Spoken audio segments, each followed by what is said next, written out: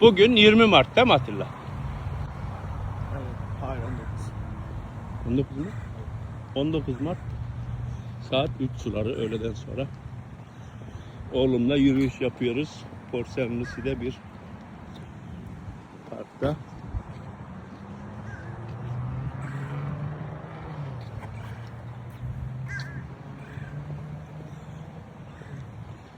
Parkın uzunluğu 1 milden fazladır herhalde. Evet. Bir turu. 1,5 mil falan herhalde var. Yani 2-3 kilometre çevresi var.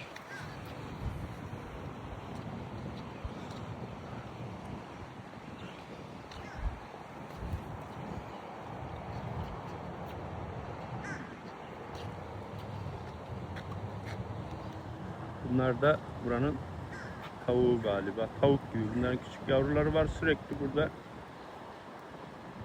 dolaşıyorlar.